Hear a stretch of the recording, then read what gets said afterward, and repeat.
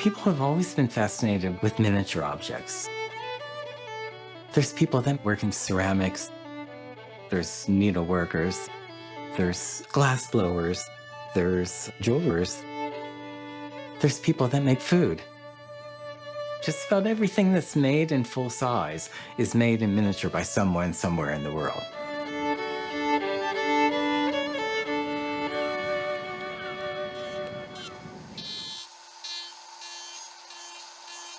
I work with wood and I make miniature furniture.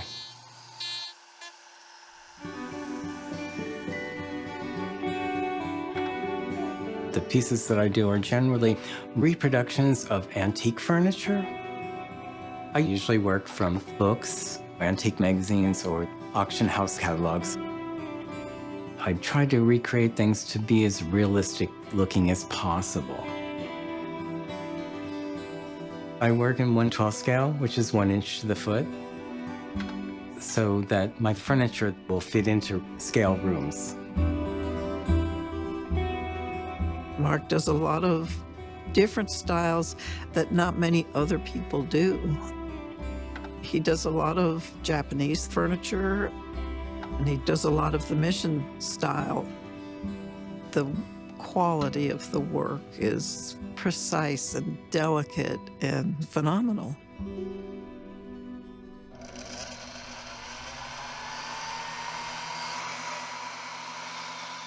I'm making the Bowback Windsor chair.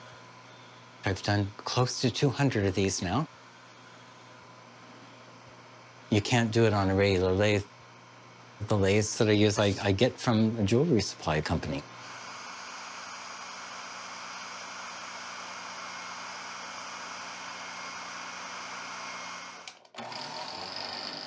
You can make all the parts separate before you start assembling anything.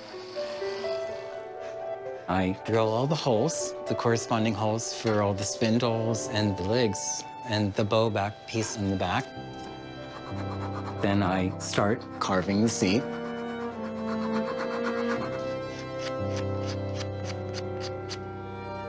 I fit all the spindles in place and fit the bow back piece in place. Then you can glue all those pieces in the seat itself, so you have a completed upper section of the chair.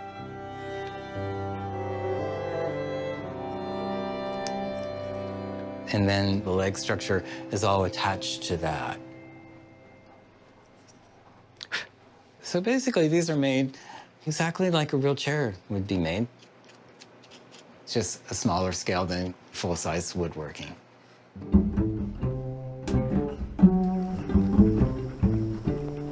I grew up in Cincinnati. I'm the second oldest of 7 kids.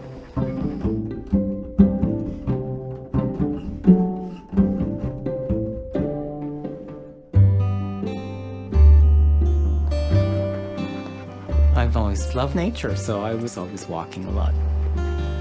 Let's go this way. But most of my family was actually into sports. My father was an NBA basketball referee. So while the other folks in the family were out playing basketball, I was in the basement making some kind of mess. I went to the Philadelphia College of Art, now the University of the Arts. I studied woodworking and furniture design. Then shortly after I graduated, I moved to the Bay Area. I started working at a place that made all the little cars and trees for architectural models. That's where I met Pam Troop. She'd come in to shop for supplies for her scale houses. And she was really my mentor. She was building houses, and so I was making some furniture pieces to go inside of them. That's what got me started in miniatures. This is the bulk of my collection in here. So this is one of my Queen Anne chairs that is upholstered with some crewel work done by Pat Richards. The white background, that is the actual fabric. And then Pat stitched on separate threads to create flowers and creatures. I live in New York City and Mark's in Oregon. But he'll sometimes send me a piece of furniture that he's finished. I'll make cushions for him. I base things on historic pieces, but with crewel work, you do have to fill in all the details by eye, so you truly are painting with thread.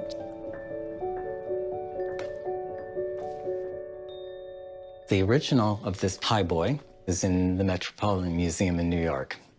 So this is japanned, which is the process of painting gold and silver paints on top of black. This is a collaboration that I did with Mary O'Brien. She does all the painting on it.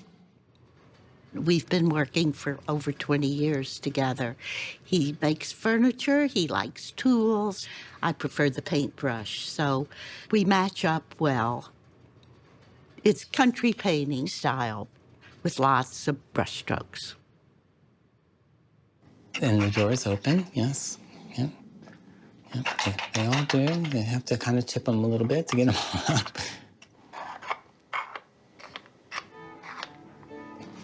My late partner used to do these miniature pastels. This is just like the beautiful landscapes where we went hiking a lot.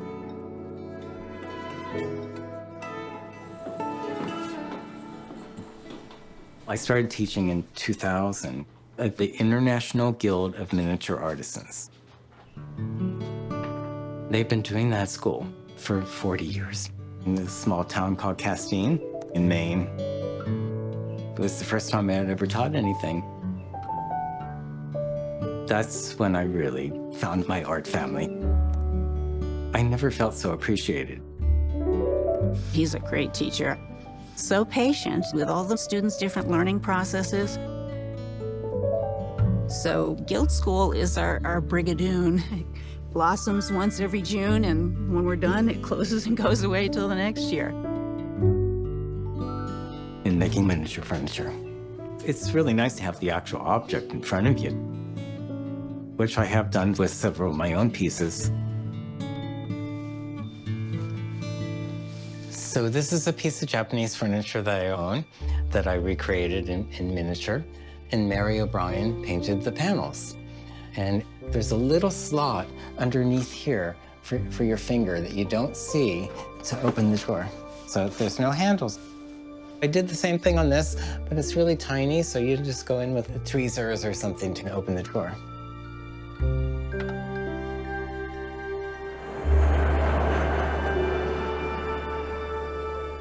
In Chicago, we have probably the biggest miniature show in the world. People come from all over the world to buy and to sell there. The fascination with miniatures, I think it's because you create an environment that maybe you can't afford in real life, but that you could do in miniature. This is one that just has a more of a floral pattern. Right. Most of us are working at home quietly alone, and a few times a year we come to the shows to connect with customers. The show's been very good, yeah. Mark has been a wonderful artisan for as long as I've been collecting. And I have many, many pieces of his throughout the museum. You know, I need to talk to you about a new project. Okay. So let's think about what we're going to do. Something Kentucky. Okay. Something Kentucky. Give me some information about things you like, and we'll find something that we both like. Okay. Yeah.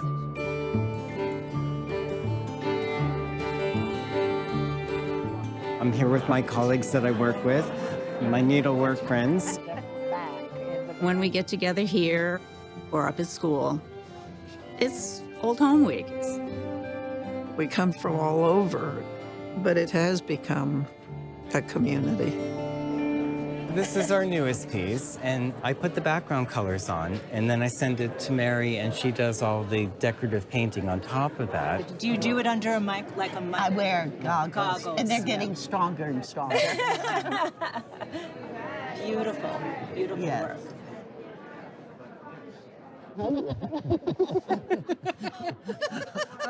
We get to tackle you. One thing that was special this year is some of my family came up to join me. The color's beautiful. I like this color too. This is I more, do too. more I like teal. that too. Yeah. We're so proud of him. He's in his element. That is for sure. Yes. Seeing him in his Yeah. element is wonderful. talking about his pieces and what made him think of the colors to use. And it's been very interesting to watch his side of what his business, what he does. And, you know, makes me a little verklempt because, I mean, that's my cousin and he is amazing. And they fit just exactly in